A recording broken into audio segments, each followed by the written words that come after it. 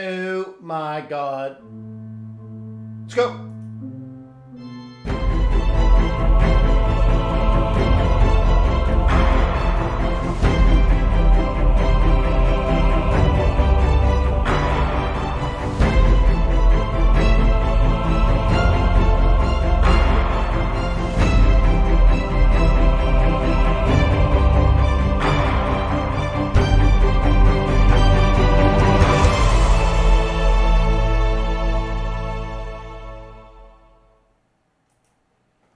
Let me remind you that trading is risky, not appropriate for everyone. Your past performance, good or bad, is not necessarily indicative of future results, but it's always a good idea to stay small, stay humble, focus on the long term, never risk money you cannot afford to lose.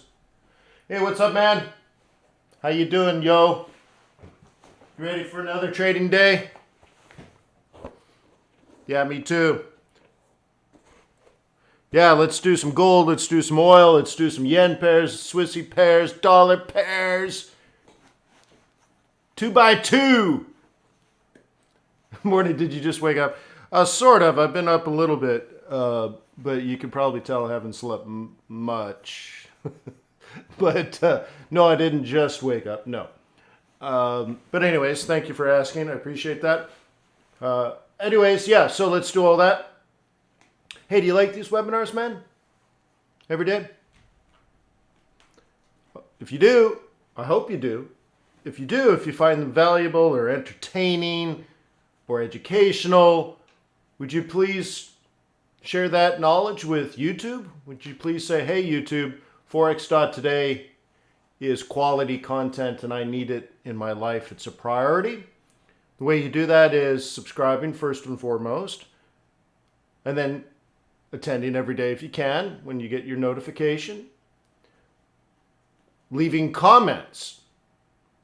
That means actually going to a recording of a video and leaving a comment underneath it like, thank you, Wayne, or this was great, or the most important thing I think is if you said, this is what I learned today, because you're documenting it to yourself.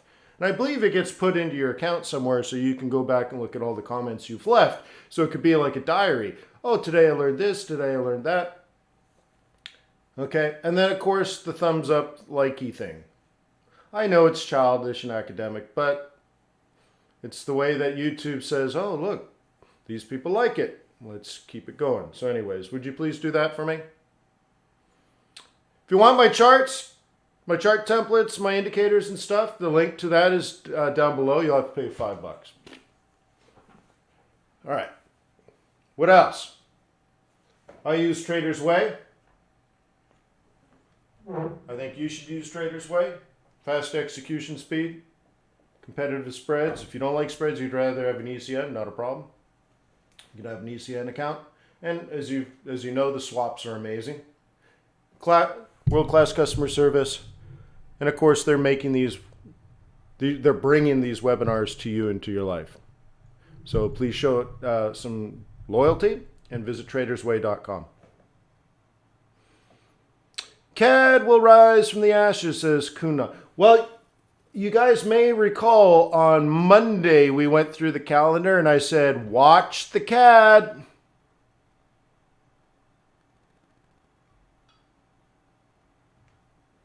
Right on, Joel.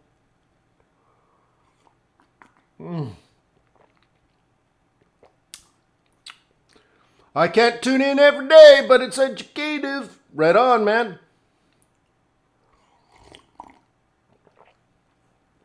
These webinars are on fire. Thank you guys for the nice comments. Yeah, I'm a bit of a mess today. Anyways, yeah, some kitty CAD. Yeah, CAD. Well, let's use CAD as an example. Let's squeeze some juice out of this lemon, okay? Might not be a lemon, it could be a diamond, but anyways, we know this is a sell zone right here, correct? Doesn't mean you have to be a bear. It just means if you are a bear, that's an area of supreme interest. It's textbook, straight out of the training course. So we know that, very factual. The other thing we know is if you were a bear and you were trading that, let's do this. I want to draw it slightly thinner. There we go. Okay, we know this is the line in the sand we care about. Okay?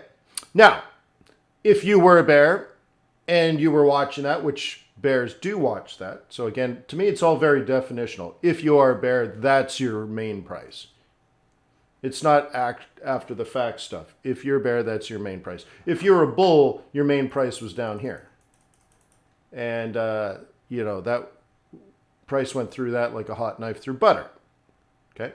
So anyways, let's do it one more time.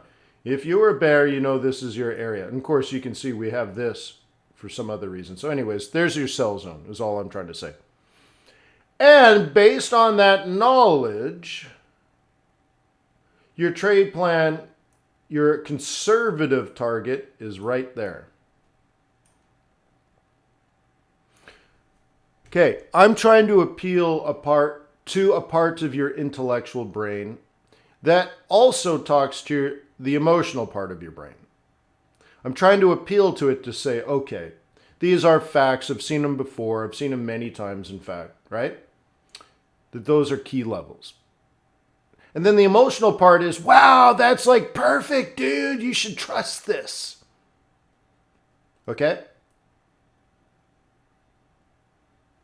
So how do I ask a question here? Do you believe this price action here on CAD yen is a random walk? Do you think that's random? Do you think that all of that is a coincidence? Yes or no? Please answer.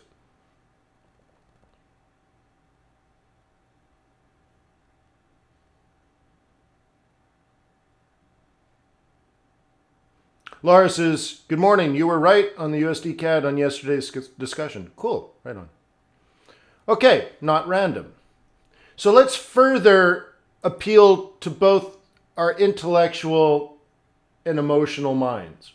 Okay? I'm going to go to USD CAD.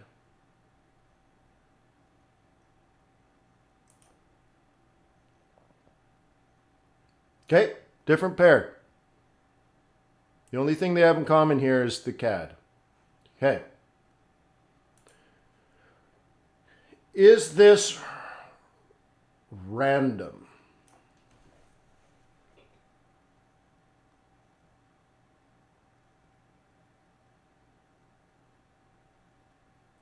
That's the projected low for the month.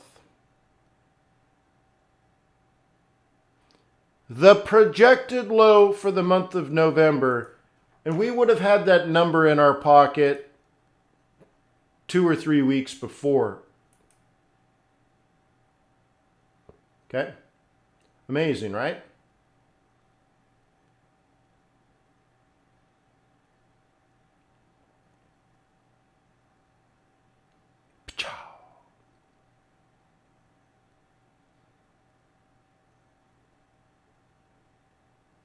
Mr. Heifold, random is a tricky definition. Cool. So I think it's just very interesting.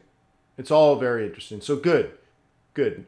Is it always perfect and all this kind of stuff? No, but I'm trying to say there's enough pattern in the chaos for you to make some analysis. That's all that chaos theory is. And everything chaotic with millions of variables going on around the world, there's still enough pattern inside the chaos that you can discern some sort of logic. Okay.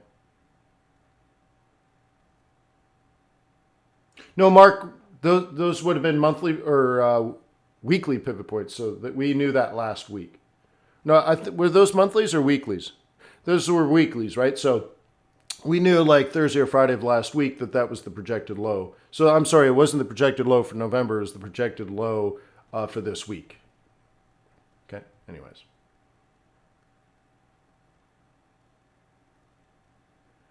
That's funny, Andrew. I should trademark Pachow.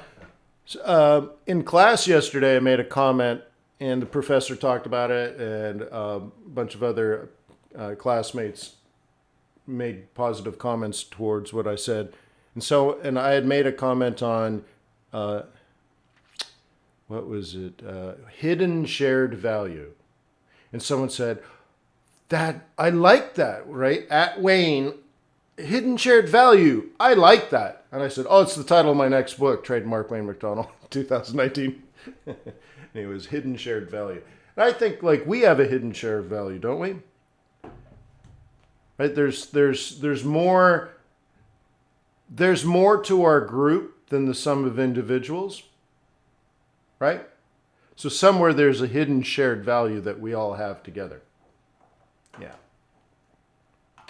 So I was thinking about like, I have these crazy ideas like, what if I bought an island in the Caribbean?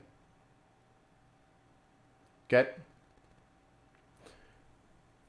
Or a giant church here in Georgia. I was driving through the country. So here's like this added to a thought, and I've had this for many years actually, not like a real thought. Well, not a serious thought, but just a what if type thought. So anyways, I'm driving through the countryside in Georgia here, and it's beautiful. Like it's beautiful countryside here in Georgia. And I come across like this church, and it must have 1,000 acres. And it's a giant church, and it's middle of nowhere, like Nowheresville, right? Like not even a town. But they have this driveway that's like a half a mile, maybe more, maybe a full mile from the road, which is all beautiful, fenced off, and tree lined all the way, and you get to the big church. But then next to the church, it's clear like they've built a whole town back there. There's like houses, or not even houses, like apartment buildings.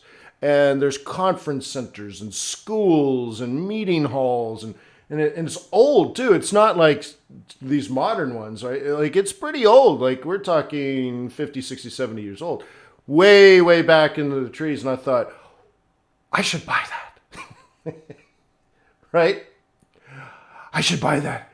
And we'll instead of a religious community where everyone studies religion and prays, we'll trade Forex together. And I've had ideas like this, like we'll buy an island in the Caribbean and we'll fill it full of traders, and all you can do 24 hours a day, all day long, is trade. Barry says, hey, did I dye my hair? No. Why would I dye my hair? I have beautiful hair. So anyways, wouldn't that be cool if we owned a town? Yeah.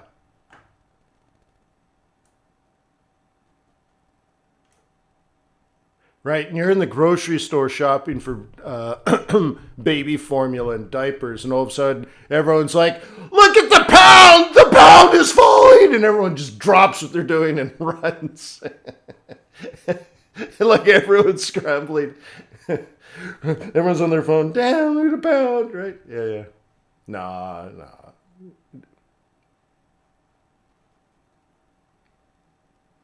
Pachow. We'll call it Pachow. Anyways, no, it doesn't have to be about me. All right, so anyways, let's move on. Okay. No, I don't want to do exotics today. I mean, okay, well, we have it here. So here's the exotics.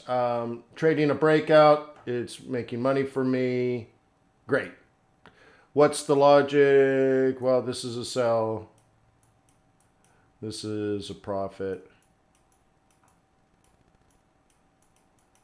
And I'm short here, and I'm short here. Yay, great.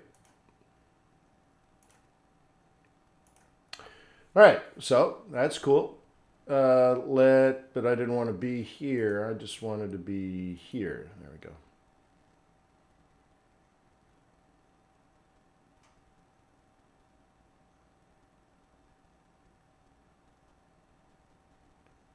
Did I dye it? No, I didn't make myself pretty for you. I'm natural, Barry.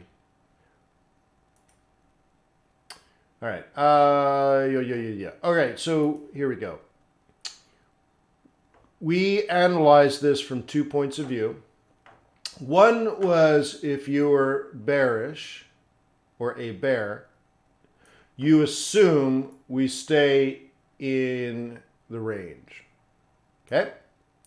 Now, what have I taught you? How long do we stay in a range?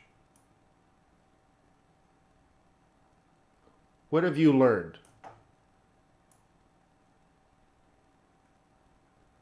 What has my neuro-linguistic programming put into your brain? Thank you, Jean-Guy. Hoodoo says, until it breaks, but that's not the most important part.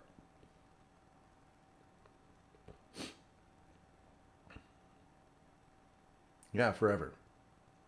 Now maybe you can kind of see why, right? Yeah, forever and ever and ever and ever and ever and ever and ever and ever and ever and ever and ever and ever until it breaks, right?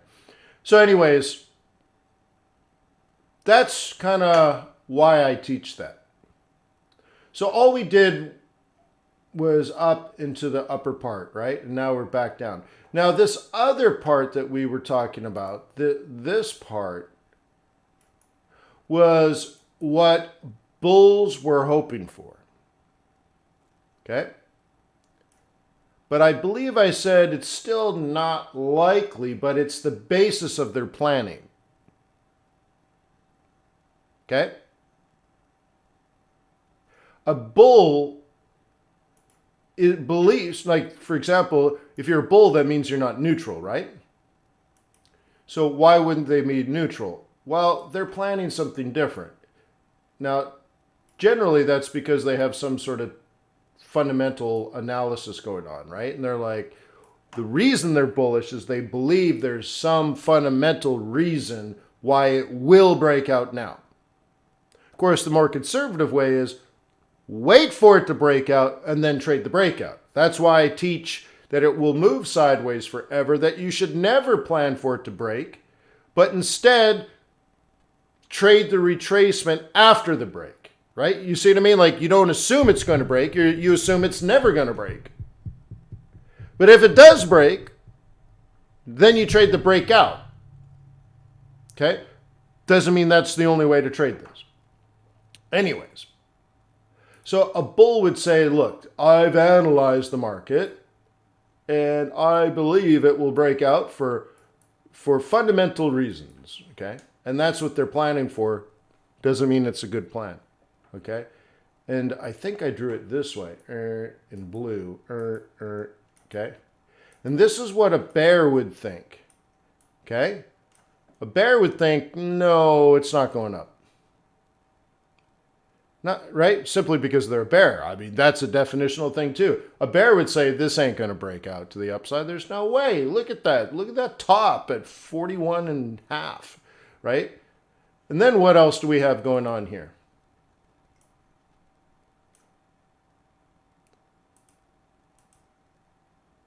Is there reason to believe that this would hold? Well, it's a weekly R2. Okay. That's a pretty good reason. And same thing, if this had fallen, this would be a pretty good reason for it to stop falling. Okay.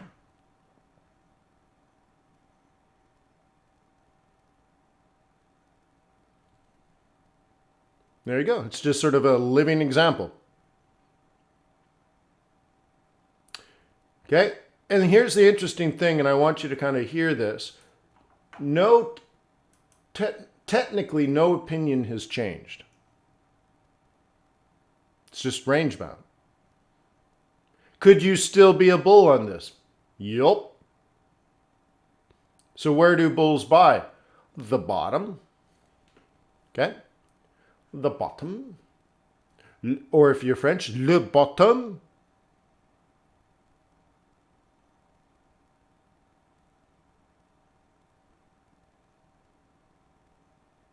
Okay.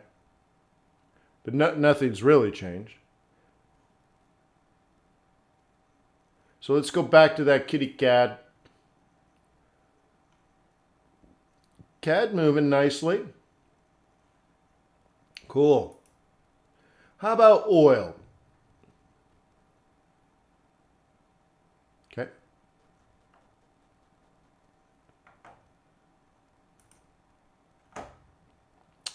So we talked about this over the last couple of days. Do you believe this trend is going to continue up? And will it go back to the mean?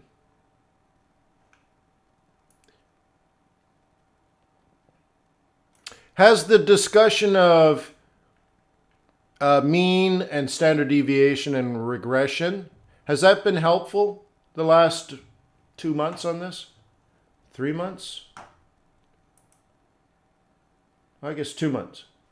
Has it been helpful the last 2 months?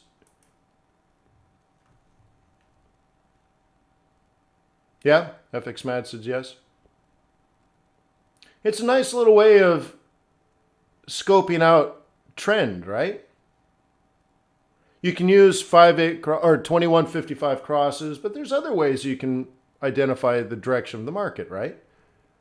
And notice the time frame matters. This is the fractal nature. So one way you can change, and it's fractal, but it's also borrowing from Einstein's theory of relativity. It's all relative to your point of view, right? So one way I show that, the theory of relativity, is I say, well, what's the trend on this time frame? What's the trend on this time frame? They're not the same. Why? It's the same price. Oh, you adjusted the time. I'm looking at it from a different lens, right? It matters if you're using a telescope or a microscope. It matters, even though it's the same universe. You understand?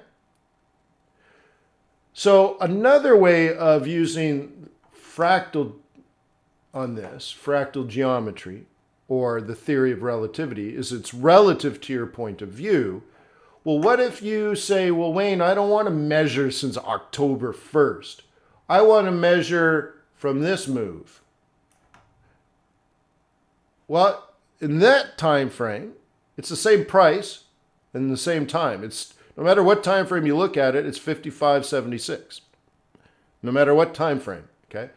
So measuring from here to here, you could say, well, yesterday we had a range-bound trend. Today, and I'm just adding today's downward move, it's gone negative. You can see that it's sloping down, rise over run, right? It's a negative slope.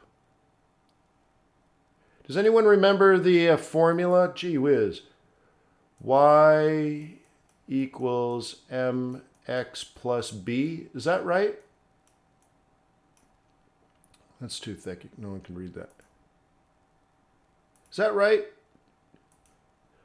Y equals m times x. You can do it this way if you want. Plus b. Is that right? Yeah, that's right. I hate math. Okay. Excuse me. So anyways, you could say, well, based on my point of view, Wayne, this is down. And I'm like, okay, you're right. And then I'll say, but based on my point of view, this is up. And you have to say, yes, it's right. Because either way, it's just the math, right? Or Ted says y over b over c. Yeah, whatever, yeah. Okay. What's a boomer, brown puppy? So, anyways, let's take a look. If we need to identify our support and resistance. Okay, I already did, but let's re-emphasize what's going on here.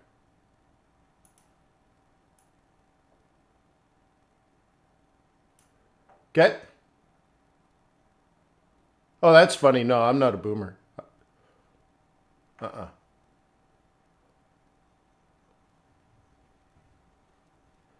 Well, Stacy says, how far should you look back? You can look back as far as you want. It only changes your point of view. I was born in 1973.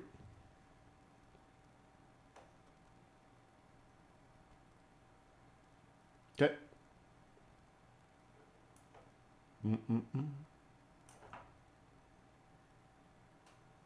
Yeah, never tell another person. You know, the funny thing is, most of my life, so I found success pretty early in life because I'm a hard worker, and that's enough for almost anything. And for most of my life, I was always the youngest person in the room. And I threatened the hell out of people, you know, my dad's age. Okay?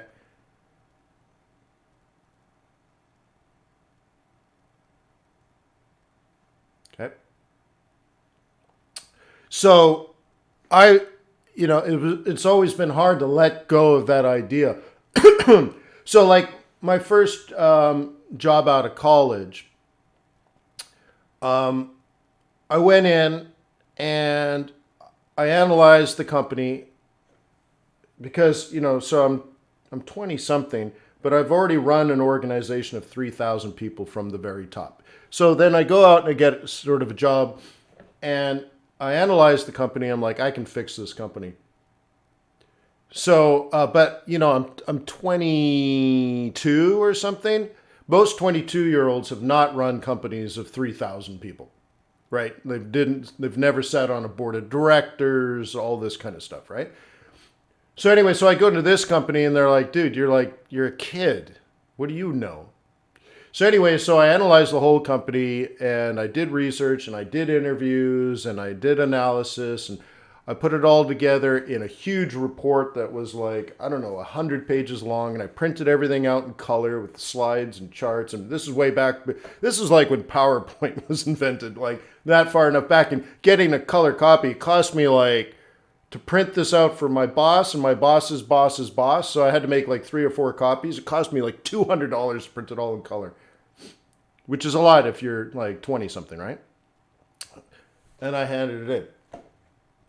And instead of just saying, hey guys, you should listen to me. I have a Harvard degree and I have silver hair. Let me tell you how to run your company better. They would see me coming and all they saw was a kid. So I'd have to work 10 times harder to make the same point, to show everyone I'm the smartest guy in the room.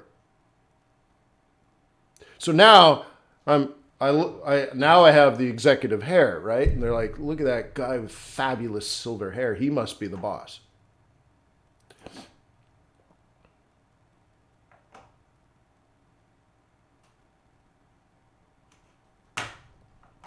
But I still feel like I'm the youngest guy in the room. But then I look around and I'm like, cool. Now it's interesting though, because I am not young anymore, right? I'm on that razor's edge, I think. But it's interesting now because I used to be like the powerhouse because I had the tenacity and the vision that most people didn't have. It wore out, I guess. By the time you hit 40, you give up on your dreams, right? So anyway, so I had that going for me. I'd go in and I'm like, I wanted to change the world, and you watch me do it, right? And it didn't matter how old you were, or what your position was. I was used to working with Fortune 500 executives at 20 something, right? But now I have this advantage that now I got like 25 or 30 years of business experience, and half the people in the room might be talented and hardworking, but they're not experienced as me, not as experienced. They don't know as much. So I say, well, do you remember the recession of 1993? Do you remember the dot-com days? I was there. Do you remember the 2008 financial crisis? I was there every single moment. I remember teaching myself about credit default swaps. Right? And so on and so forth. It's pretty neat. And now they teach it in school. Right? So anyways, it's really interesting, right? Puppy Brown says, can you still date a 25-year-old? Well, it depends on the size of your jet.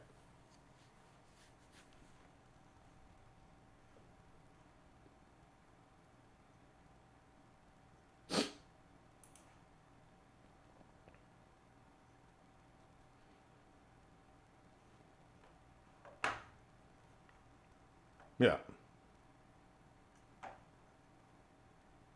Yeah, so you're not old enough, or you're not ready, Brown. All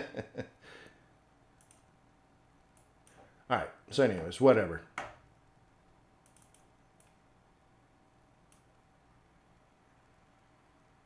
Yeah. All right.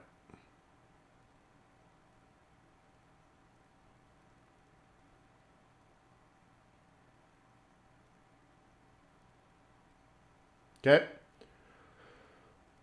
Where are we going, yo?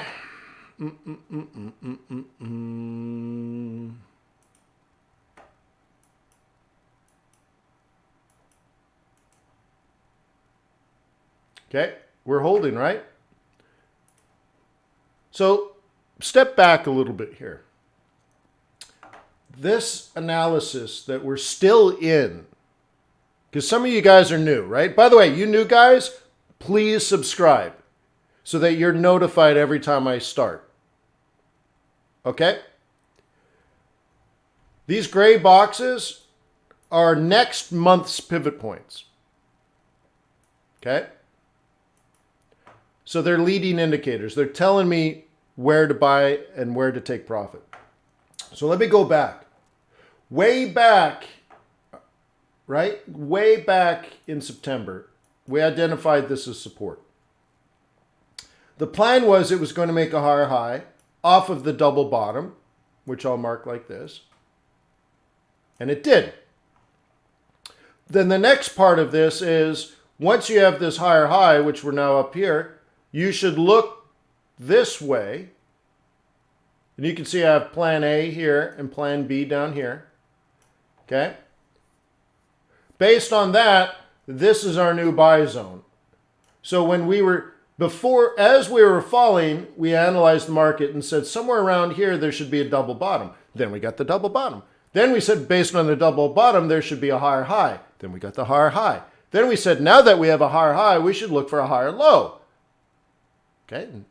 Then we got the higher low. Then, then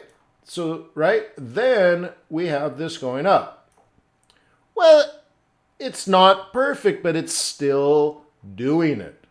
Okay? Yeah, we had a blip in the matrix down here, but so let's kill this now. We have a blip in the matrix, but this idea that the support here held is still valid.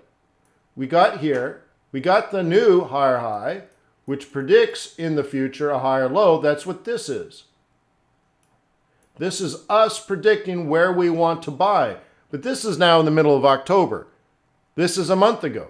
But once again, I'm trying to show you how our analysis is always forward looking. So we know up here that we want to buy around here. So it fell. And now we're planning on a new higher high. Okay, well, before the higher high, for some reason, whatever, fundamentally, it's decided to move sideways. But sideways isn't down. Okay? So now we're like this, but maybe she's breaking to the upside. Maybe.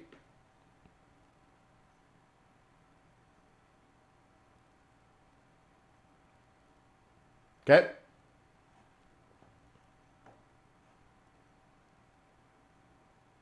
You see?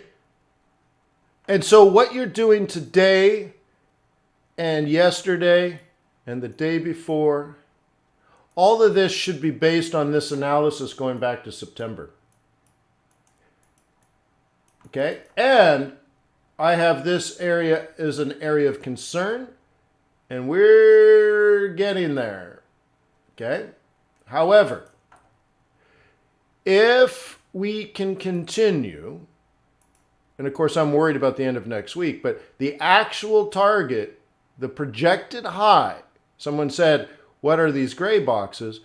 The projected high for the month of November, which we knew way back here in October. We knew this, guys.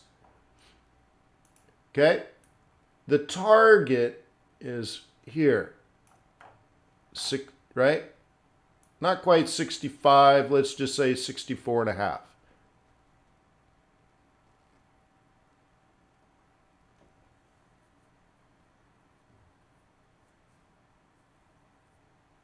Okay. No, I do not count waves. It's not that they don't work. It makes a lot of sense, but I don't count waves. You'll never hear me say, oh, the reason I lost money is I realized it wasn't a C wave, it was a four wave of a... No, that does not fit my personality.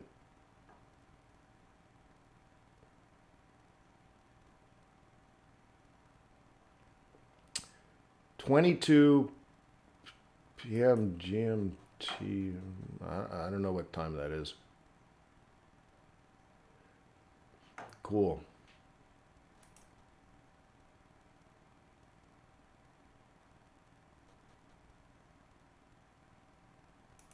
Well, so I'm not poo-pooing on Elliott Wave. You have to understand. What is Elliott Wave? They say he's a genius.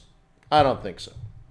I think if you don't do the work, it seems like he's a genius. I think he just did the work.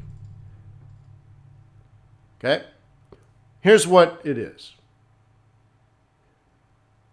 He's a trend trader.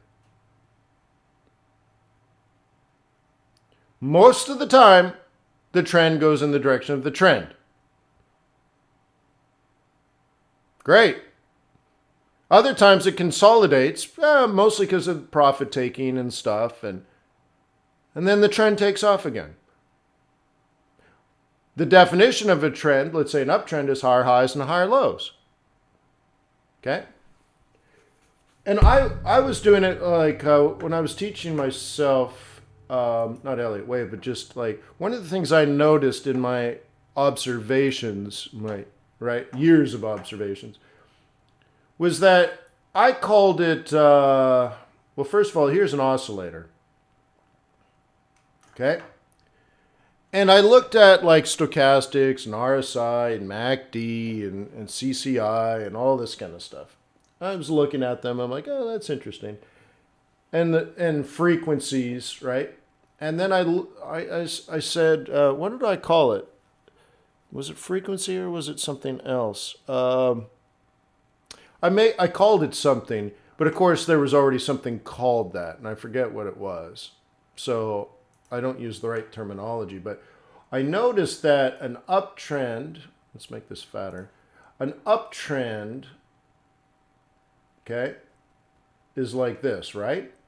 But what I also noticed is that in the beginning, often you kind of do a 382, and then you do a 50%, and then you do a 618, and then you do a 786, and then it would double top. And then, right, so the pullbacks went from small, a little bit bigger, significantly bigger, and almost a reversal, and then reversal. And I think I called that frequency. It was something like that, and it had to do with sound waves and oscillators, really, right? Like I said, oh yeah, my hair's a mess now. And what this is turned out is just price action. But there's a lot of this, there's a pattern here, okay? It's not just price action. It's the fact that I notice that very often you get a 382, and then you get a 50%, and then you get a 618, and you get a 786, and there's a pattern to the price action. There's a pattern to the frequency. And, right? And then you change the time frame, and there's your fractal geometry part, and they tend to do similar patterns on multiple time frames. So like when I scalp non-farm payrolls, for example, you get a move like this on the 1 minute chart, right? And that's the first step of a frequency move in my observations. But then you'll notice you switch it to a 5 minute chart, and what does it do? The same thing. It's the same thing, right? And then you can even look at an hourly chart very often. It just does that. And you're like, oh my God, it's the same thing. Everyone's doing the same thing. It just depends on the point of view that they're trading it. But they're all trading the breakout and pullback, and right? And so when you start tweaking the time frames, you get this. But you might be trading this. And I say, oh, well, there's a frequency here, and there's some fractal geometry there, and something we call price action. And so I put it all together and like, oh, I taught myself how to trade. Oh, that frequency and that different point of view makes sense to me, and there's patterns. So I always know, and I do this every non-farm payrolls. I'm like, it's going to do this on a 1 minute chart, and then it's going to do this on a 5 minute chart. And it's the same thing. It's just 1 minute guys take their shot, and then they get out, and then it pulls back. And then the 5 minute guys do what they're doing, okay? And they do their shot, and you start overlapping all of this, and do you know what you get? These patterns that I'm talking about? Elliott wave. But it's not Elliott wave, it's just price action, right? With some support and resistance on using fractal geometry. And they're just, it's the 1 minute traders trading their patterns and the 1 hour traders trading their patterns, and they're the same patterns, and they're the same things for the same reasons, just on different time frames. And if you overlap them, you get the shorter time frame does its thing, comes down, and then this downward move on a higher time frame is just this. So here's your of course this isn't drawn properly as Elliott wave. Well, I guess that could be a 3 wave, right? So you can get maybe like this. Okay, so like this move here, right? An upward move, and then a correction, and then a resumption. All this is the shorter time frame, the small guys doing their upward move trade, and the big guys doing their same upward movement trade. And this 3 wave correction is just the dip for the bigger trader. And all of a sudden you're like, dude, simple. Simple. But I'd rather understand what's going on from other traders' points of view than counting it and say, well, this is a 3 wave, so this being a 5 has to do something, and then now we're going to get a 3 wave correction over here, and then all this stuff. I'm like, oh my God. But it's not that it doesn't work. That doesn't fit my personality. I'm an entrepreneur. You give me structure like that, and I see inefficiency, I break the structure down, I simplify it, and I make it work better. That's my personality. Now, someone else would not want that. They would want the structure. An accountant would want the structure. Okay? An engineer would want the structure. Great. Do it. Do it well. You'll make money.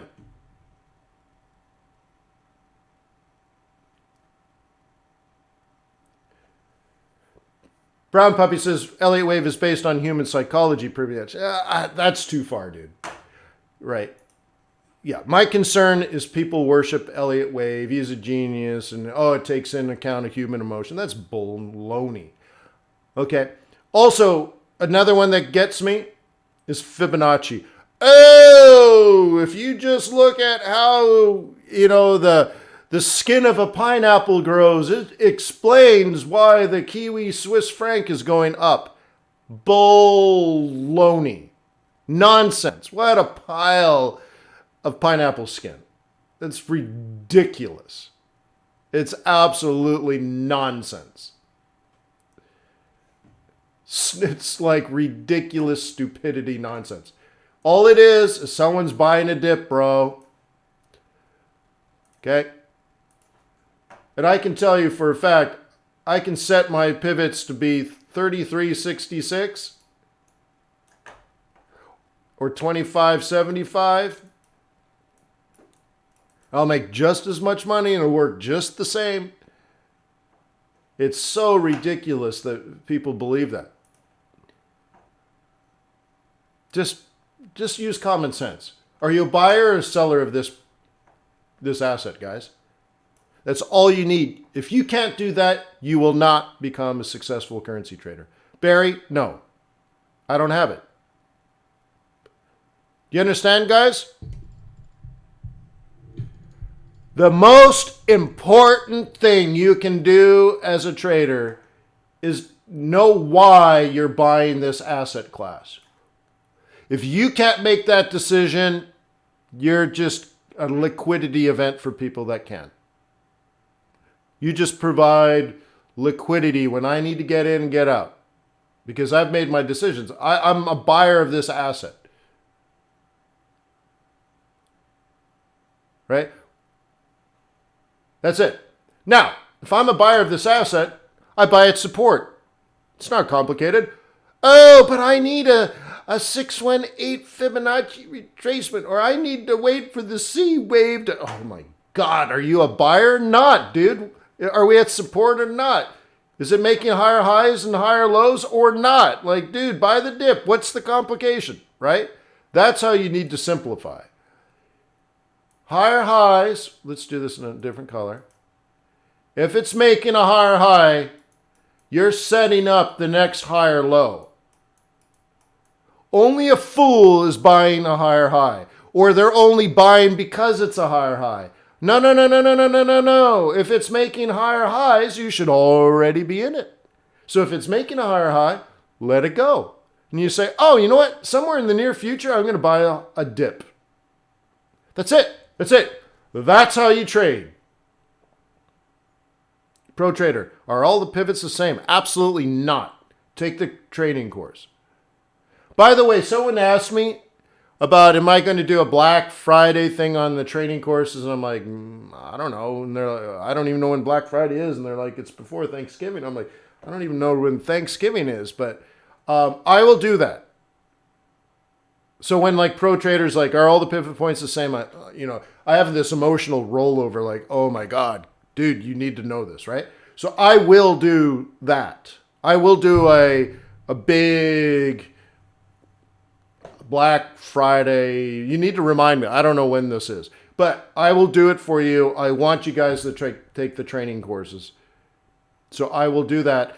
And then in 2020, I'm going to redesign. So maybe I should just do that. Maybe I should just pay programmers now.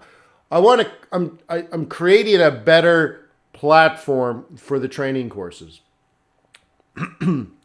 So maybe I should do that. I don't have time, gee whiz. So anyways, I'll do something for you guys so that you can take those training courses, okay? I don't know when, I don't know how, I don't even know what. But when Pro Trader says, are all the pivot points the same? I'm like, oh, Pro Trader. Oh, man, right? No. And you need to know this, right, Pro Trader? That's all. And I'm like, oh, I want to help it. The information's there. Like, it's there. It's been there for a decade, right? You gotta get this knowledge, man. Can I do Aussie yen? I have a trade plan. Okay. I did one last night. I don't know if it's alive. Aussie yen. I traded Shanghai. You can see I'm a bit of a disaster, but, I was up late.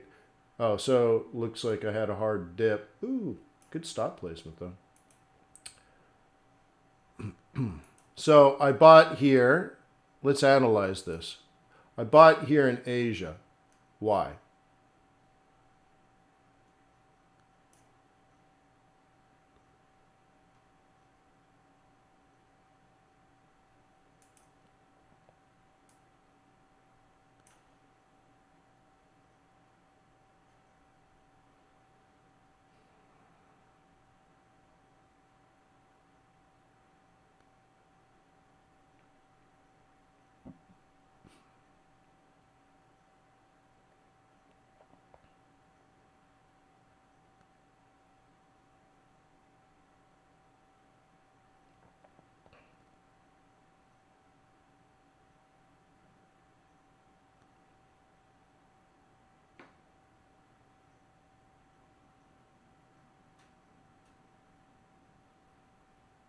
Blaine, hey, can we be more specific? Why did I buy there in Shanghai?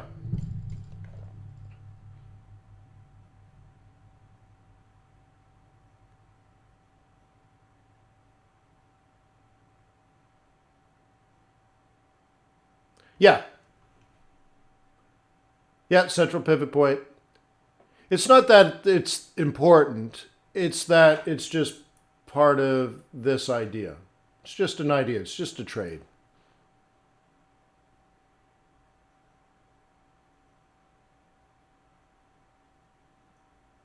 So, just a trade. Right? Trade in Shanghai, man. Cool. This is pretty amazing, though, huh? Holy smokes. So, typically I have it here. I don't know why it's there. I must have on a different time frame had this as the price. That's pretty dangerous. So you can see I made a mistake because the stop is supposed to be here, not here. I'm wondering why I have it there. I don't know why. There must be something on a different time frame.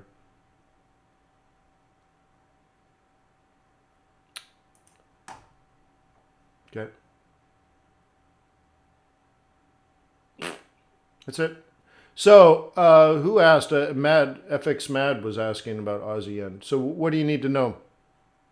There it is. Did you move it after? No. No, this would have scared the bejesus out of me. No.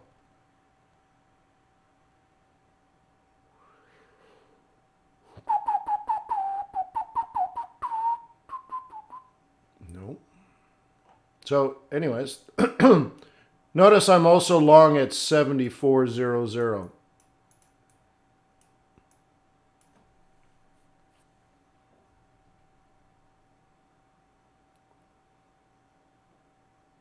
So,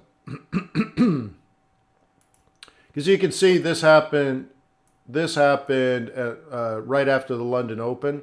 So, you know, I wasn't awake then, but that's why I have stop losses. Like, not a problem. So I'm long at 70. So I'm down like 7 or 8 pips. Not a problem. Okay. Cool. So FX Med, any specific questions? You said, can I analyze pound yen, Aussie yen?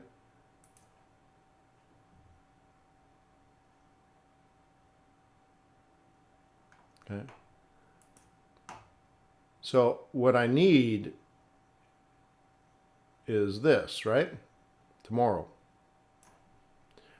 All I need is love. That's right.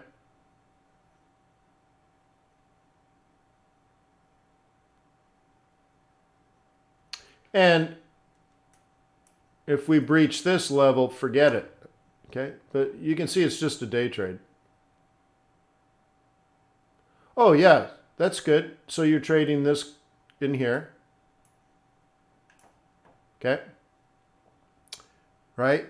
Yesterday's sell was in here. So, right? So you can see that clearly you would have traded the double top, and then it was rejected with the lower high, lower low, so you would have done a front run. Okay? At the US stock market close, nice little front run. So it's not just, it's not just that it's a double top. Okay? It's that it's a double top with the rejection. See the down, down, down, down, down for 2 hours, up, up. And then you would front run today. What day is it today? Wednesday. So that would have been a front run or an open, right? That's Asia open. And you would have sold, and your target right now is down here. Okay? But you may notice because we're in consolidation, we didn't get down there. So the new target is up here, which is the same as range bound. So right now you would be analyzing this as rangy. But your sell zone is coming up. So between now and the New York close, you're likely to try to front run tomorrow's pivots. Okay. So you're probably going to sell right below 74, and that's where we are now. So your trade plan is pretty simple. You're looking at this, and you're looking at that.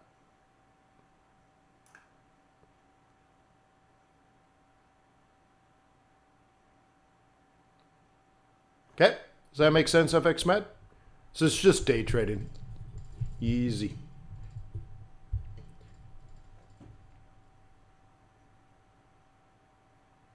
Ali says 8 pips in a 10 lot trade is a problem.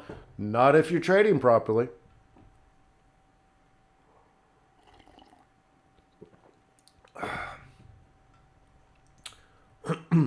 Like that old story I told you, I was helping a trader out, and I said, dude, you lost $20 million this week. And he's like, yeah, so?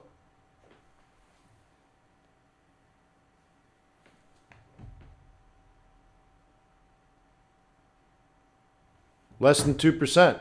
It was a bad week, but not a horrible week. Tolerable for sure. He's like, yeah, what's the big deal? Lost 20 million this week. It's nothing. So, 8 pips on 10 lots is a lot of money only if you don't have a lot of money. You shouldn't be trading. No matter how much money you have, you should never be over leveraged. So if you're trading 10 lots, it should not be a lot of money. Okay? Cool. Fix Matt said, I'm expecting to go down tomorrow. That's why you need to do it now. Okay, guys? You have to understand, if you believe it's going to fall tomorrow, this is what you're supposed to be doing now. Today is irrelevant. Today's already happened.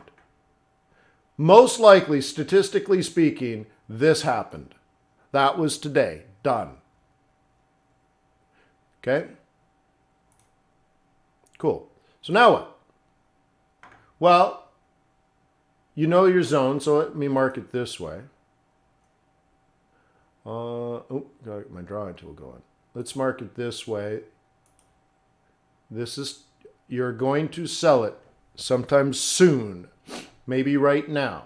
Cool. You can go to, the first thing you could do is check it out on a smaller time frame. Right? Even a 5-minute chart. And say the next 5A cross or the next 2155 cross. You sell. That's it.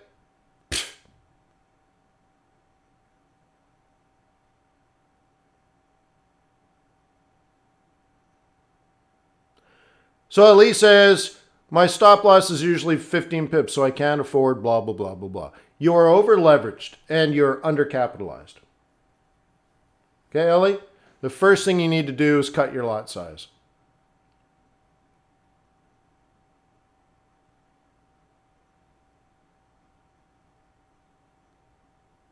And that's why you need to know, Ellie. Okay. Go. Keep doing what you're doing, Ollie.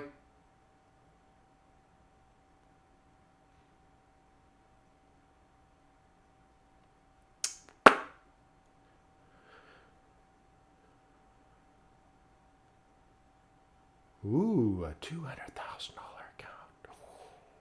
Wow. All right.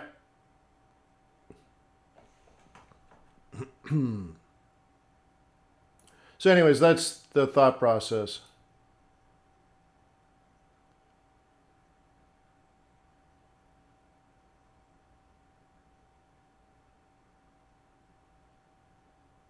La la la.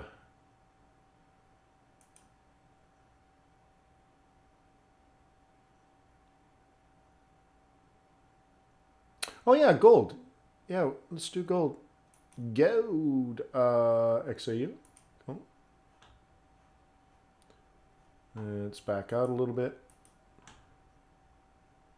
Okay. So some of you might say, oh my God, Wayne, there's so many lines. Well, analyze it, dude. First of all, is it relevant to have this gray box in here? Is that relevant information or should I delete it? If it's not relevant, delete it, right? So is this relevant to our analysis? Well, when we were up here, it was the projected low. Okay? So when we were way up here on the smiley face, we said if this drops, this is our low. Okay? So that's part of the analysis. And then when it did fall, it bottomed here. Is that relevant information? Yeah, it's relevant. So I'm like, well, what can I do? I can't get out of these pivots. Now, could someone possibly be a buyer in here, assuming that there's going to be profit taking for everyone that's sold here? Because as you know, this was a smiley face because this is an M3, which is a very, very obvious sell. And you know, if anyone sold the very, very obvious sell because they were bearish, this is the very, very obvious take profit, get out of the trade zone. So you know, just as much as they knew to sell here, you also know they're going to get out here, which means up. Doesn't mean you have to buy, but it definitely means profit taking. So it could mean to somebody, maybe buy. Cool. So based on that information, what tool could we use to be buyers off the take profit zone, off the bearish take profit zone? What tool could bulls use to develop trade plans based on bearish profit taking? What tool?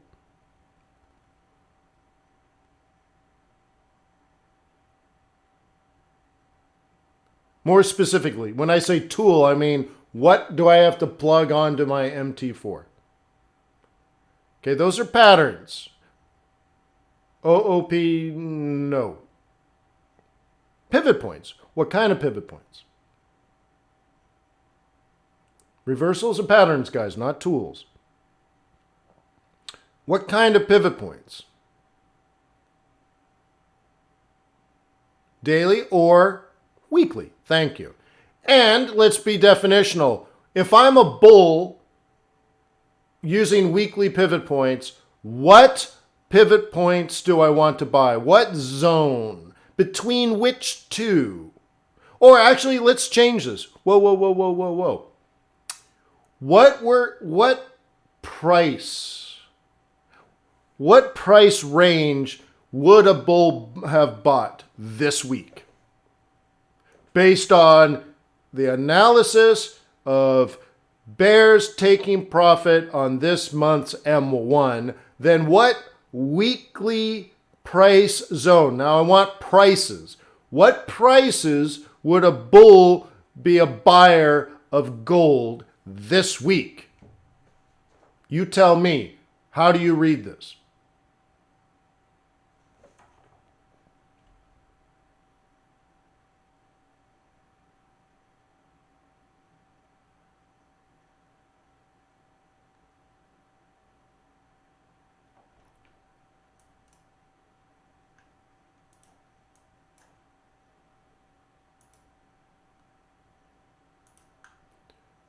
Okay, 1455, which is a weekly M2, to 1462, which is the weekly central pivot. Okay, if that were me, I would put that in the book, which of course I have done. This whole zone is your buy zone.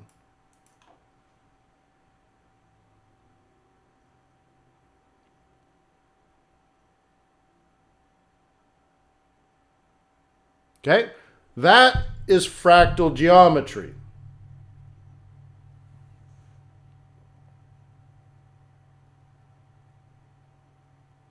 We started with a higher time frame on, right? A 4-hour chart, let's say. Okay, we start on a 4-hour chart using a monthly perspective. Then we can drop into an hour or 15-minute chart and develop a weekly perspective. And then from that, you could even drop in further, 5-minute to 15-minute, and even have a daily perspective. Okay. Now, so I have to have all of that stuff, right? That's why I'm saying all of this is relevant. Is this relevant? No, it might be helpful, but I don't care. And do I care about this? No. I drew this a couple of weeks ago, and I drew this, I mean, maybe more than a couple of weeks ago, I drew those lines. Oops, didn't mean to do that. What were we on? Gold. Okay. So I drew this range quite some time ago. Okay. Why?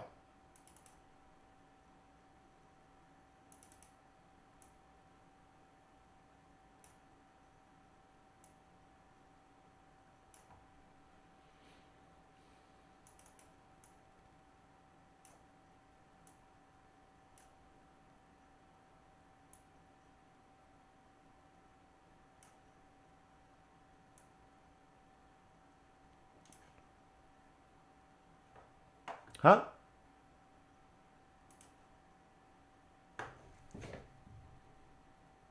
There's sell zones. I did this for you weeks ago. Not hours or minutes ago, weeks ago. That's why I keep telling you. You need to decide, are you a bull or a bear? Your trading will get easier when you decide, ideally through fundamental analysis, but if you have to flip a coin, flip a coin. The decision is where your value is. Everything else after that is generally elementary. So if you're chasing price minute by minute, you're going to get slaughtered because you're never looking in the future. You're going to crash the car, dude.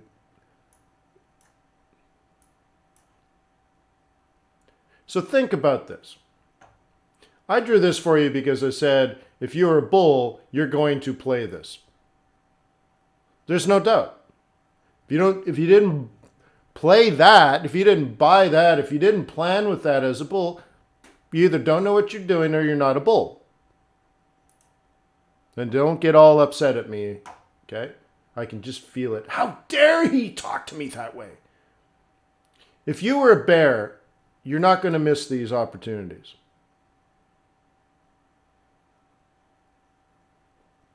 You're not going to miss that. Did you notice that these are also trades in December?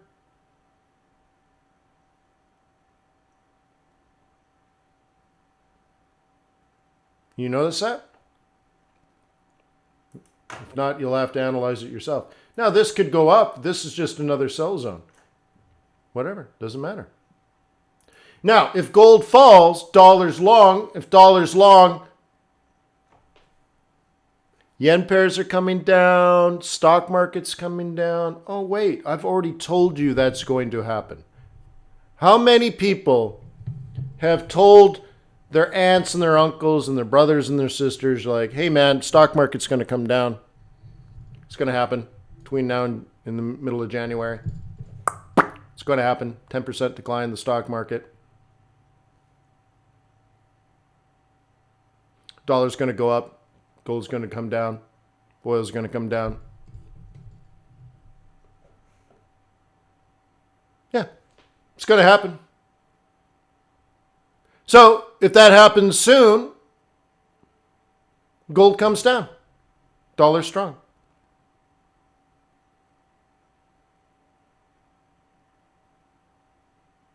Right?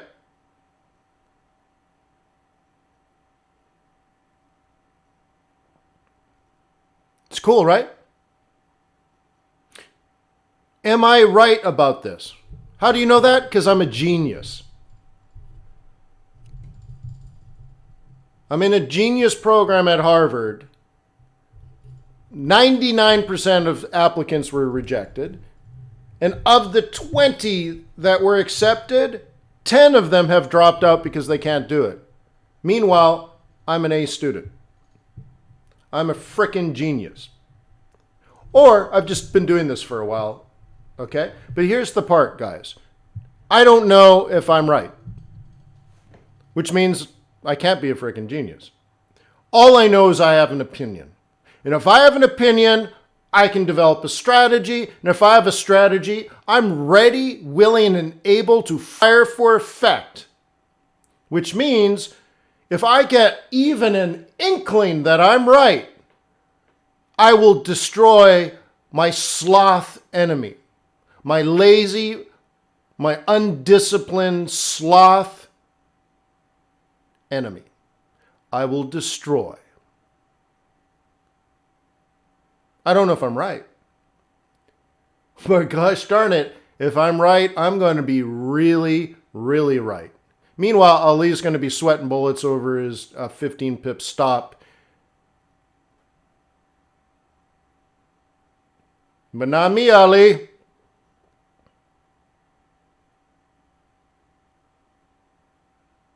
Oh, way before that at Forex Student. Way before that. Okay? Do you understand?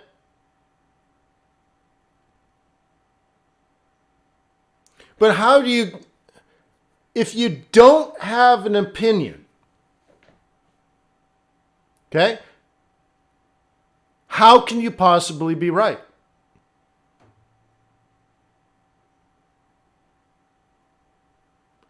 So all you guys are struggling, why does he say that? Why does he do that? And dude, do your own homework. Okay? Yeah, I'm just picking on you, Ali. I'm sorry. I don't mean it mean. I don't mean it in a mean way. It's more like a brotherly way. Okay, Ali?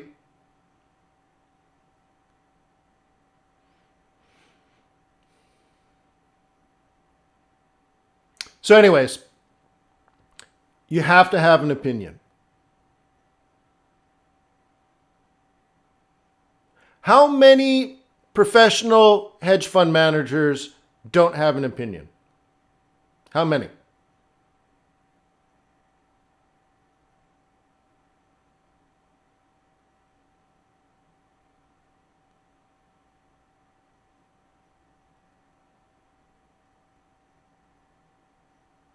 Right on, Ali. Are you saying you kind of know me because you come to the webinars all the time, or have we met somewhere?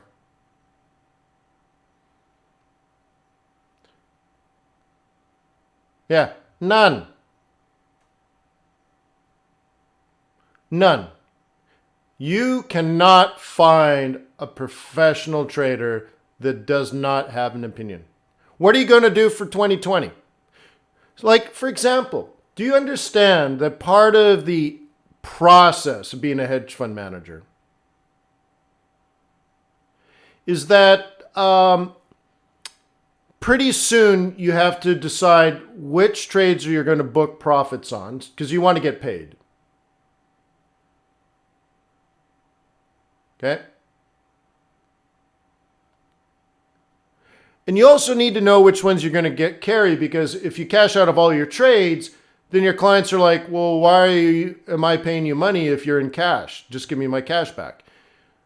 So right? So we're getting to the point where hedge fund managers need to rotate. They talk about rotation, okay? And rebalancing. They need to rebalance, which is a fancy way of saying they're gonna get paid before the end of the year, right? And they're going to show their clients how awesome they were. Then the next thing they need to do is get ready for compliance and accounting and stuff, so the audit team starts coming together and such. And you start doing your numbers. And then somewhere around the end of the year, beginning of the year, so somewhere between like the after Christmas but before New Year's, or right after New Year's, so there's a 2-week period between the 25th of December and let's say the 5th of January, that as a hedge fund manager you should probably send out a newsletter to your client saying how fabulous trading has been this year, but next year is going to be tricky and you really need someone with brains to get you through 2020 because there's all kinds of challenges. There's the forthcoming retracement in the equity markets, which are going to create a such and such a situation. Then there's the 2020 elections in the United States. And then there's the unknown deal or no deal with China. There's all these risks in your outlook. But luckily, because of your genius and your brilliance, you're able to protect them through these, you are a guiding light in their world of darkness. This is what you have to do. So you write this and you send it out to your clients and all that kind of stuff. If you don't have an opinion, you're not a trader. You're a market participant, maybe. You're a liquidity event, maybe. But you're not a professional trader. So one thing you need to do to become a professional trader is develop your skills and capabilities so that you can talk to somebody and say, you know what, this is what I'm looking at for 2020.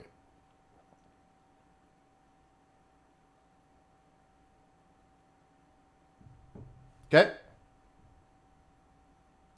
Leonardo says, can I be successful trading Forex with a standard IQ? You need two things to be successful in Forex. Half a brain. Leonardo, do you have at least half a brain? You said standard IQ. Can you learn new information? Do you have the capacity to learn something new and increase your IQ, let's say? Or at least your knowledge. Maybe that doesn't increase your IQ. But if I said, read these 10 books, would you be able to read them and slowly increase your knowledge? Maybe not IQ, but knowledge. Okay? The second thing is, do you have a work ethic that will drive you to read all 10 books? Okay? Most people, if I said, if you read these 10 books, it will help you become a millionaire. Most people won't read the 10 books. I can't fix that. Right? I can't fix the fact that your mommy didn't spank you. I can't fix the fact that your dad used to beat you up. I can't fix the fact that, I don't know, whatever creates these problems. I don't know. I can't fix that, bro. Okay? If you don't have a ridiculous, sickening work ethic, forget it.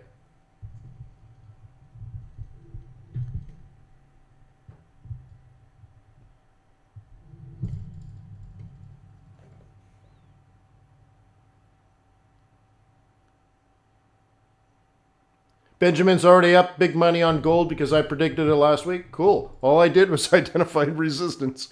Right? That's the thing. Like, why do we make it so complicated? Are you a bear? Yes. Where's the resistance? Right there. Great. Trade it up there. It's, right? Like, why are you the thing in the way from your success?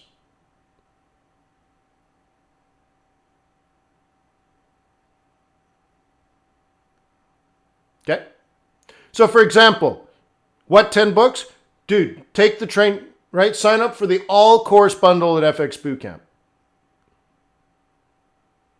you're like, Wayne, you're just doing that to pitch your own service. Well, what can I do?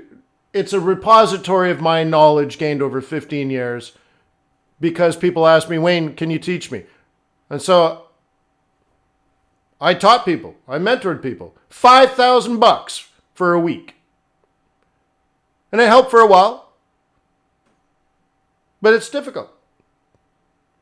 I'm like, you know what? This sucks, me repeating the same thing over and over and over again to people. So why don't I just create videos? People could just take videos, and now instead of charging $5,000, I can charge less. So now there's a repository of 40 hours, right? It's like a Harvard course on trading Forex. Pay the money, take the course.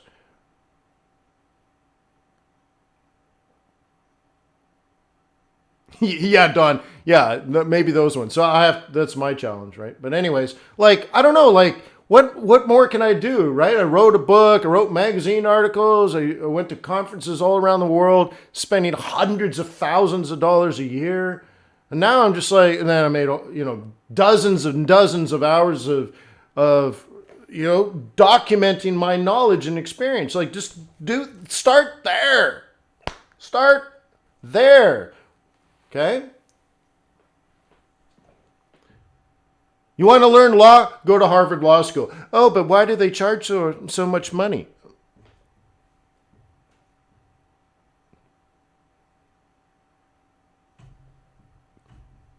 I don't know. Trading is straightforward. Well, I have 15 or 20 years of experience. Of course it's straightforward to me, right? So I'm trying to remove the veil, so to speak, and say, don't worry about all this other crap. Don't worry about all this other outside noise. Don't freak out about CPI today. CPI is important, but why is it important? And who is it important to? And why is it important to you? Oh, it's important to a central bank that has a mandate to manage inflation. And if they see there's too much inflation, what do? Remove money from the economy.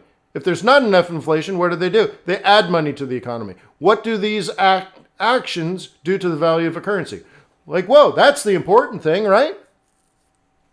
You see what I mean? That's knowledge. Mastering Elliott Wave? Sure, do it. It's not necessary, but it's fine. Do it. Okay? Great. Get certified if you want. Great. What are the 2 things you must know? Actually, 3 things. I need to change this speech. There are 3 leading indicators that you must know. If you don't know these things, I highly doubt, and by doubt, there's no chance in hell you will be successful unless you know these 3 things. Are you going to write them down? You probably already know them. Number 1, you must know fundamental analysis.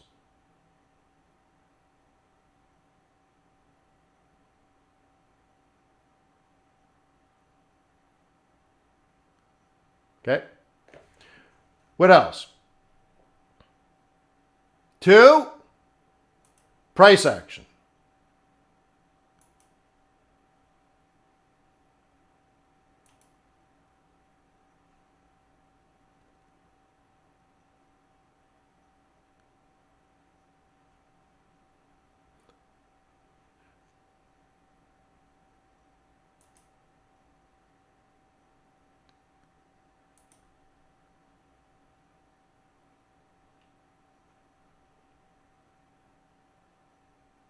Hang on a second.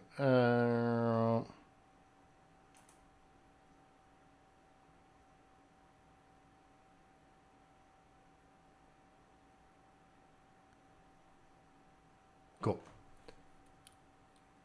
Okay, so you have to know fundamental analysis, have to know price action, and the 3rd leading indicator is you need to know pivot points. Okay? Those are the 3 things.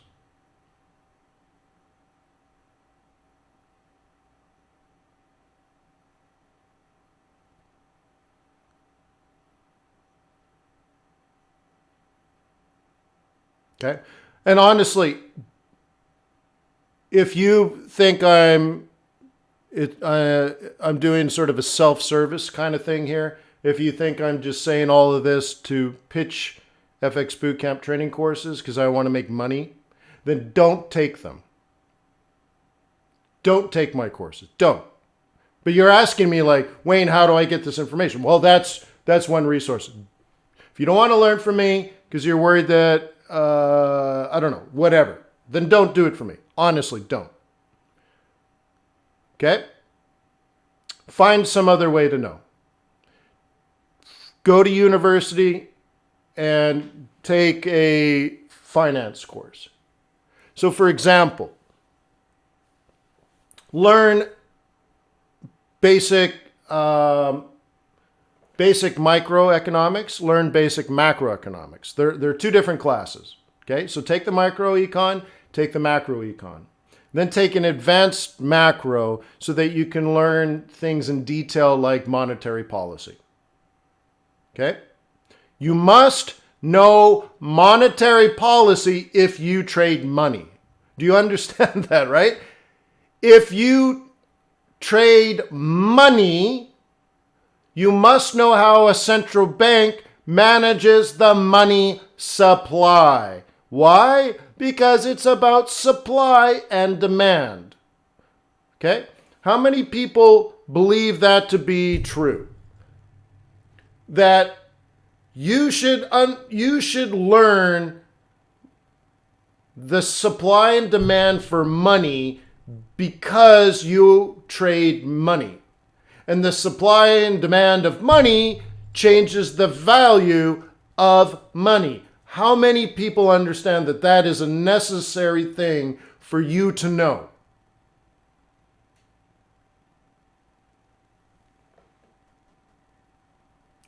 Right? Some of you guys are like, right? Jim's like, of course, obviously. But a lot of people don't know this. They just don't know it. So look, don't take my course. Don't even worry about it. Don't worry about it. I don't care. But you should take college courses. Okay? I did. I've taken microeconomics at Harvard. I took macroeconomics at Harvard. I took advanced macroeconomics from Harvard. I've read every economic philosopher for the last 1,000 years at Harvard. I've held the first edition of The Wealth of Nations in my hand and read the chapter about currency. Right? I'm pretty decent on economics and finance. Pretty decent. I have a degree in macroeconomics from Harvard. That's my degree. Global Studies in Economics, whatever that means, right? So I did that for me. So you should do that for you. Don't take my course. Go, and if you can't go to university, go to edX or something. You don't even have to pay money. But learn macroeconomics. Learn microeconomics. Learn basic economics. And then you should probably learn some finance too. Why? Because it's just another version of money. So economics is sort of looks at the data and makes assumptions based on rational actors, which is nonsense anyways. And then finance is the study of cash flows into the future. But a lot of what we do is forward-looking, right? So to understand the bond market, for example, you need to know finance because you need to understand the present and future values of cash flows. And that will tell you the price of a bond, okay? Right? The difference between a coupon and yield to maturity and the pricing shows you, the differences and changes in the bond market. So like when I teach you how to use the money market, right? The negotiation of billion-dollar contracts between banks. When I teach you how the changes in the prices represent assumptions for the future central bank policy, these are cash flows. So take some basic finance classes and learn about the time value of money. Would you do all of this for me, please? Okay? So I'm telling you, I'm giving you lists of things for you to do.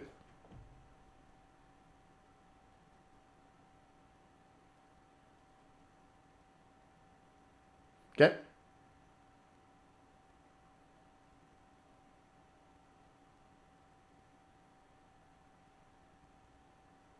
Okay?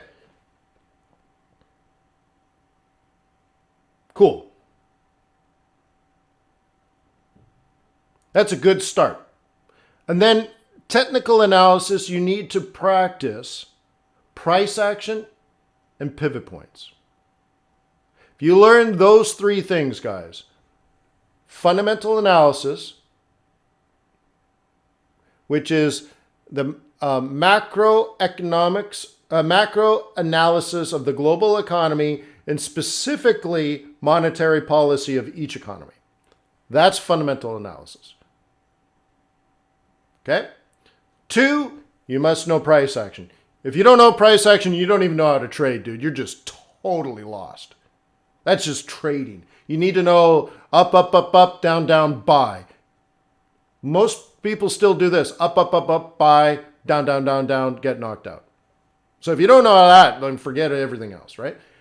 Then, once you have the idea of price action, now you need to know, now you need to be able to predict future places in which to buy and future places in which to take profit.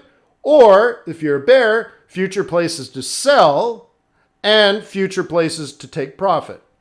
You must know these things. All three things are leading indicators. I don't care who teaches you or what. If you go to your community college and learn this stuff, you probably use the same textbook that Harvard gave me when I learned this stuff. I don't really care. Right?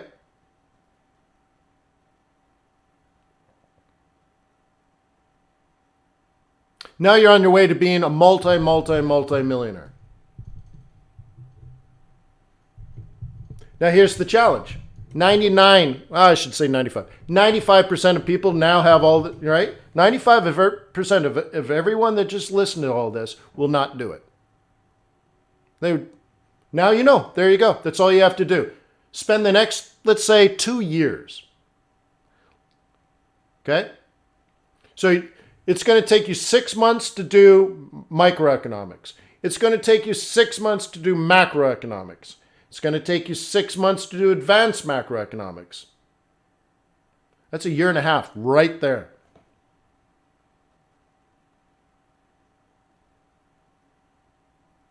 Not going to do it. Okay?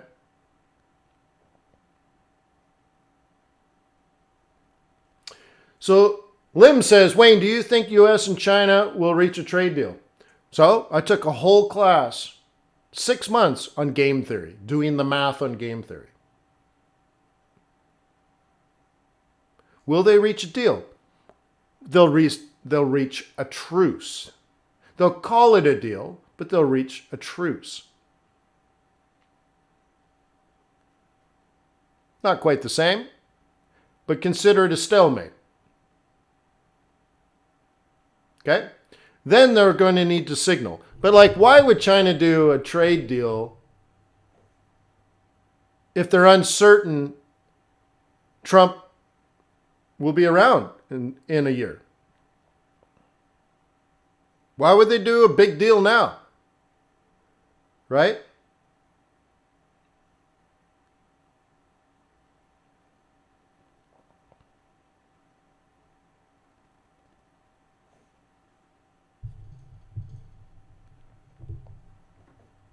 See, one of the key factors in game theory is the only way you can prevent a lose-lose,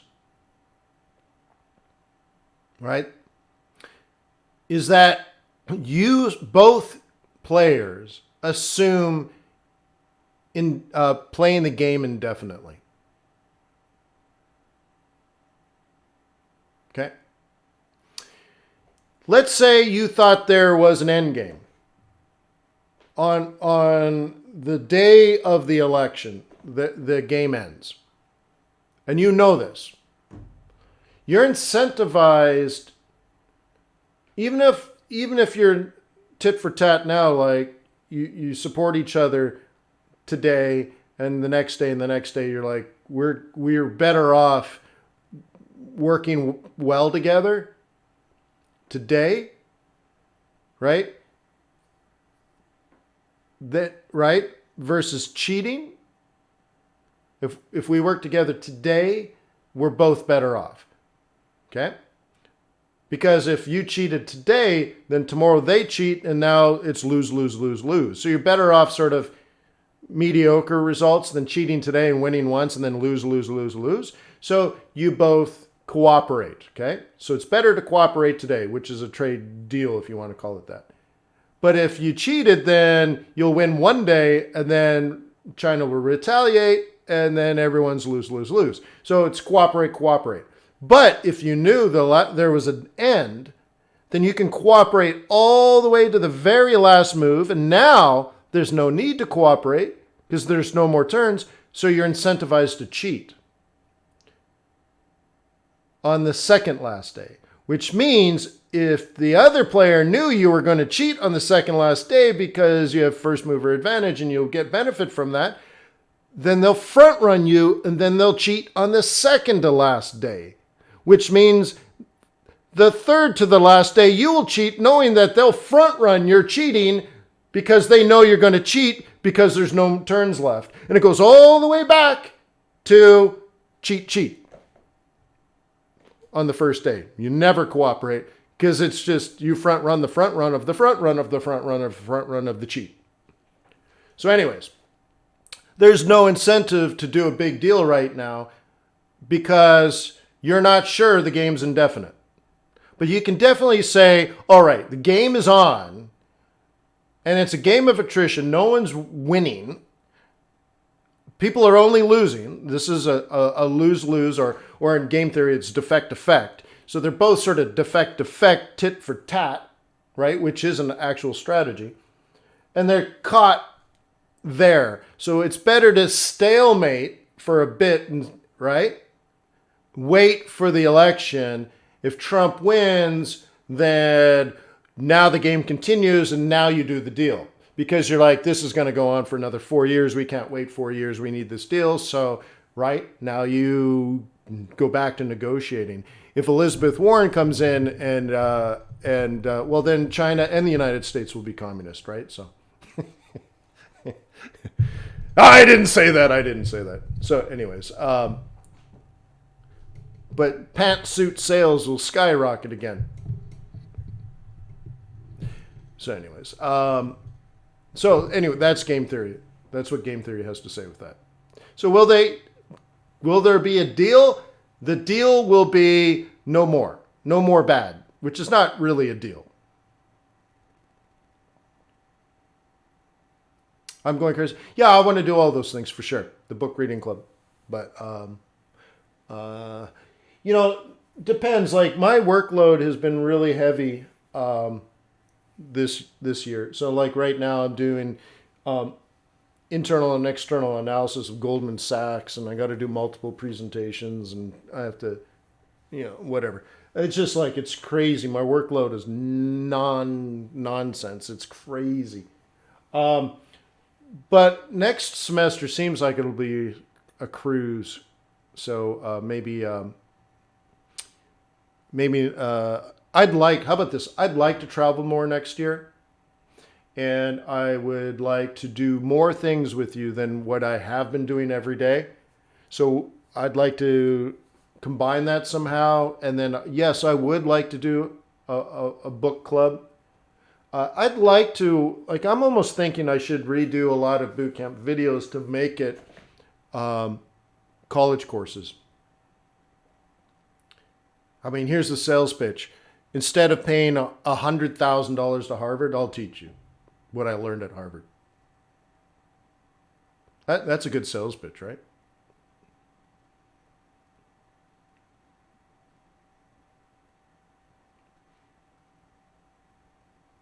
Yeah, so like the oil course, yeah.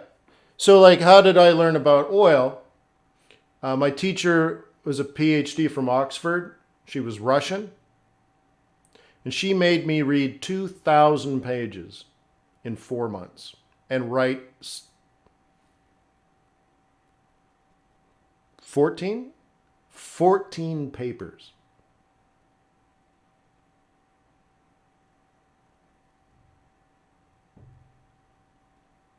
Yeah.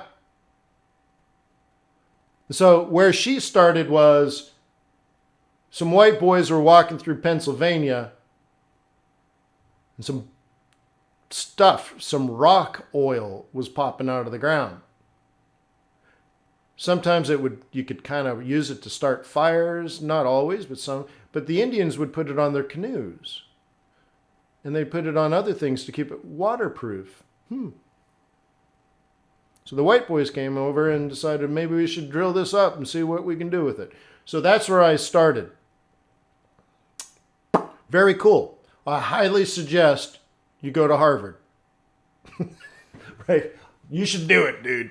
So what an amazing education. That was such hard work, too.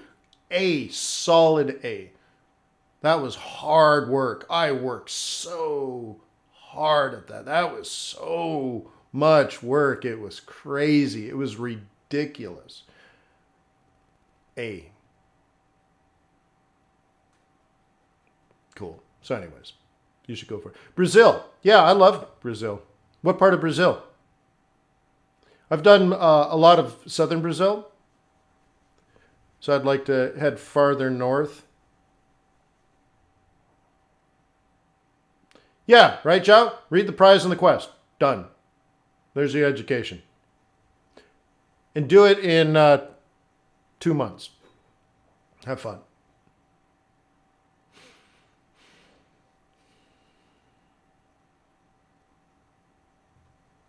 How many pages in a book? Textbooks? I probably see. So like I have textbook reading, but I do a lot of case studies. So I don't know how to answer that because they're case studies, and then we do a lot of Harvard Business Review stuff. So I don't know, somewhere between 50 and 100, maybe.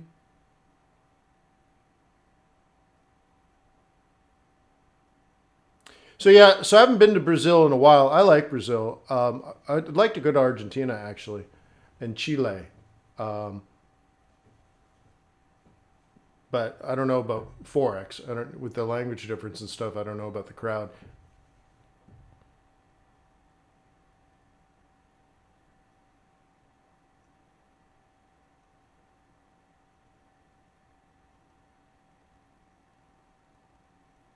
Yeah, yeah, Rio. No, I had an opportunity to go to Rio and I opted out.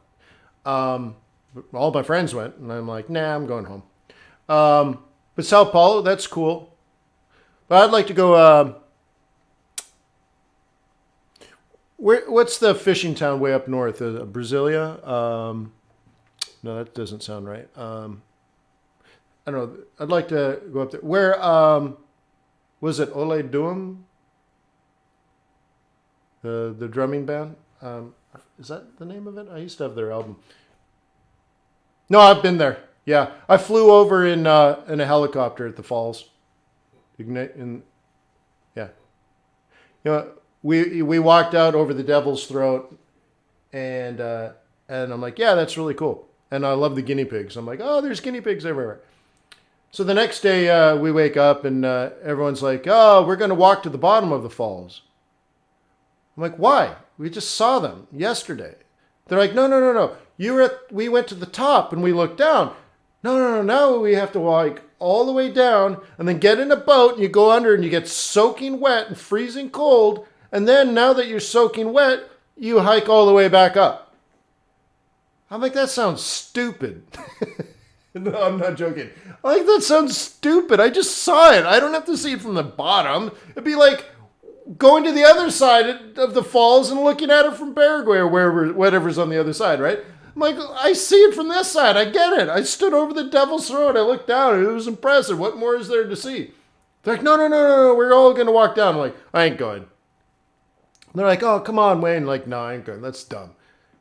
So anyways, right next door, there's a place where they have where they take care of injured birds and they kind of make a zoo out of it. And I'm like, I'm gonna go see the birds. So I played with toucans and parrots, and I'm super happy not being with all my friends.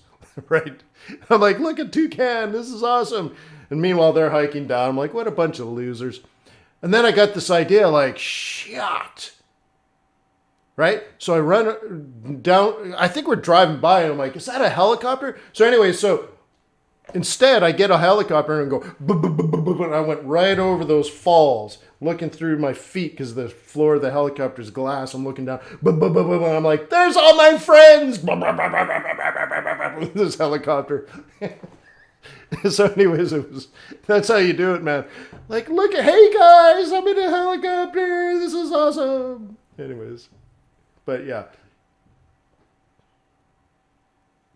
So yes. But, yeah, I didn't go to Rio. Anyways, do you ever trade WTI? I love WTI. I do. I do love WTI. Okay. Okay. So there was a time when I did a lot of oil futures, 10-year T-note futures, stock indices futures, as well as spot forex.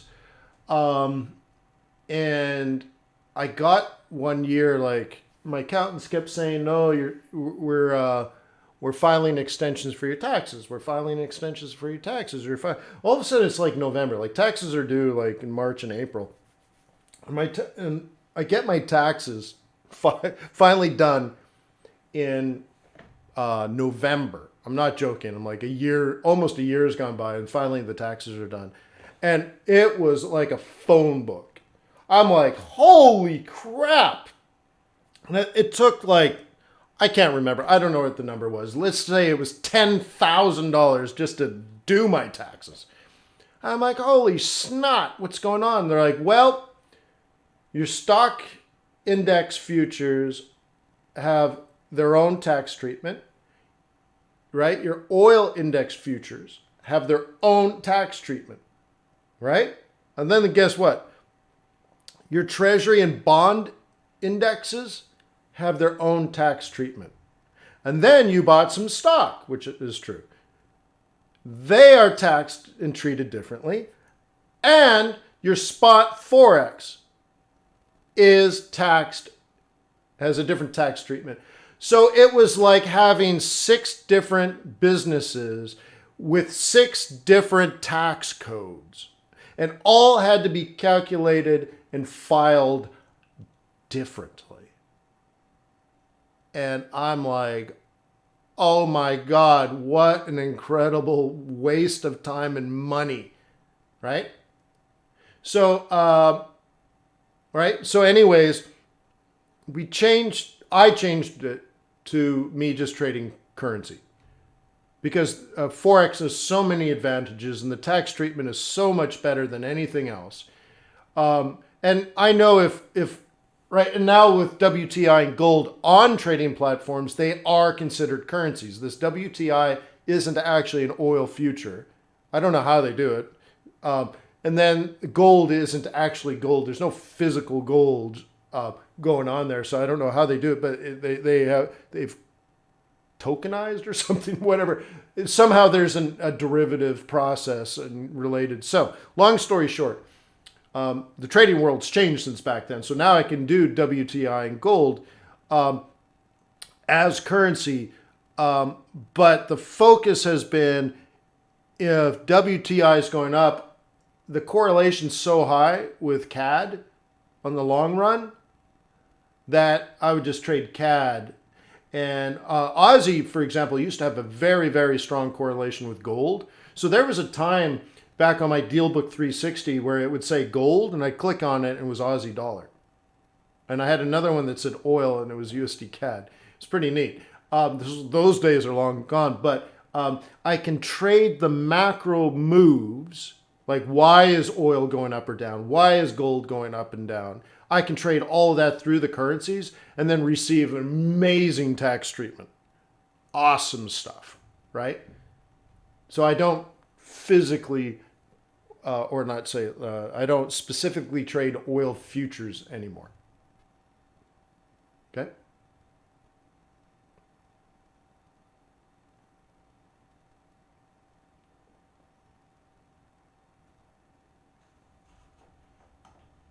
Trying to see how long I've been broadcasting. I feel like I've gone too long, but I started late, didn't I?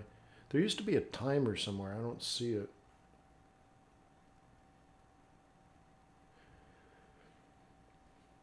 I don't even see it. There used to be a timer somewhere. It's nope, don't see it. Anyways, hour, almost 2 hours, hour and 50 minutes. That's probably pretty good, right? Why don't I see this anymore? YouTube keeps changing everything.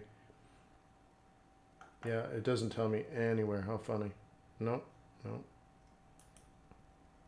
So could I ask you guys, would you be so kind as to click like and leave a comment?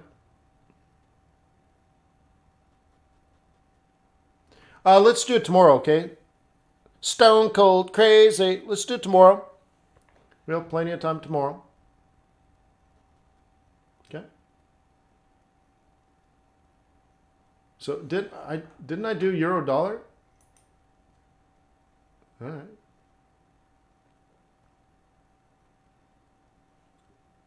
So it looks like, yeah, my trades seem to be doing fine. Okay. Wow, look at that. That's gorgeous. Holy smokes, is that awesome? Stone cold crazy. Cool. Right? Well, 110 and we're through, looking at more like 111. The real fight here is this. So we'll see if it's meaningful through there.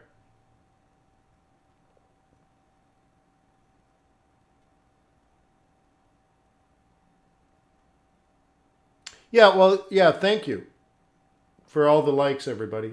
It matters. Like, okay, it matters. Matters to YouTube. And therefore it matters to us. So I'm really happy. YouTube says the stream status is excellent. The stream is healthy. So I'm spending a lot of money on a gigabit, right? And it's working. So that's really cool. So this is that. Okay. So what we have here is this kind of plan, and that's working. So next week you'll probably look like that if you're still a bull, and then of course eventually the high is going to be up here. Okay. And bears have all the right in the world to start creating bearish trade plans. Okay. You should be able to recognize that. So maybe on a 5-minute chart, you can decide if you're going to sell a 5A cross down or wait for a 21.55 cross down and then trade an up, right? So you get these to cross down, but once they cross down, you will be below price. You'll be here, so you'll need a retracement back up and then down because you only sell high, not low, right? If you're using the 21.55, for example, on the 5-minute. Okay. So down isn't enough. You need that kind of action. Cool, right? Nice. Anything else going on? I'm still just slightly below. I'm based 7 pips ain't much, right? So what? Yesterday I had what? 3,150. Now I have 3,200. So I've made 100 pips today, despite my losing trade. So that's pretty good.